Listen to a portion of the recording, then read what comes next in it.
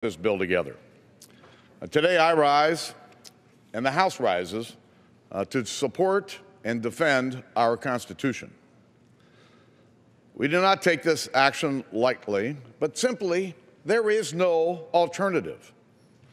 This is not a dispute between the parties or even between the branches of our government. This executive overreach is an affront to the rule of law and to the Constitution itself. I appreciate all the efforts of those working to fix our broken immigration system, especially since I'm one of them. What we're dealing with is a president who has ignored the people, has ignored the Constitution, and even his own past statements.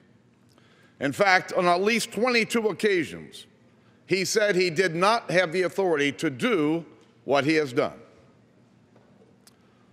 Before he became president, on March 31st, 2008, the president said, and I quote, "I take the Constitution very seriously. The biggest problems that we're facing right now have to do with the president trying to not go through Congress at all. And that's what I intend to reverse when I'm president."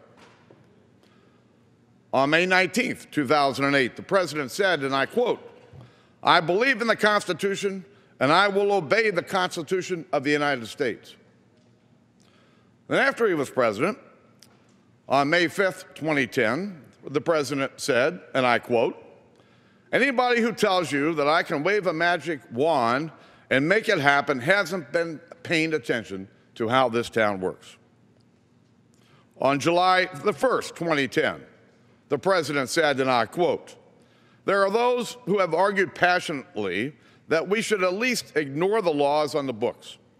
I believe such an indiscriminate approach would be both unwise and unfair." On October 14th, 2010, the president said, and I quote, "I do have an obligation to make sure that I'm following some of the rules. I can't simply ignore the laws that are out there." On October 25th, 2010, the president said, and I quote, "I am president. I am not king. I can't do these things just by myself. I can't just make up the laws by myself." On March 28th, 2011, the president said, and I quote, "America is a nation of laws, which means that I, as president, am obligated to enforce the law." On April 20th, 2011, the president said, and I quote, "I can't solve this problem by myself. I just can't do it by myself." On April 29th, 2011, the president said, and I quote, "Some here wish I could just bypass Congress and change the law myself. But that's not how democracy works." On May the 10th, 2011, the president said, and I quote, "They wish I could just bypass Congress and change the law myself, but that's not how democracy works." On July 25th, 2011, the president said, and I quote, "The idea of doing these things on my own is very tempting, but that's not how our system works. That's not how our democracy functions. That's not how our Constitution is written." On September 28th, 2011, the president said, and I quote, "We live in a democracy. You have to pass bills through the legislature, then I can sign them." On September 20th, 2012, the president said, and I quote, "What I've always said is that as head of the executive branch, there's a limit to what I can do." On October 16th, 2012, the president said, and I quote, "We're a nation of laws, and I've done everything I can on my own." On January 30th, 2013, the president said, and I quote, "I am not a king. I'm head of the executive branch. I'm required to follow the law." On January 30th, 2013, the president also said, and I quote, "I'm not a king. You know, my job as head of the executive branch is ultimately to carry out the law." On February 14th, 2013, the president said, and I quote, "The problem is that I'm the president of the United States. I'm not the emperor of the United States."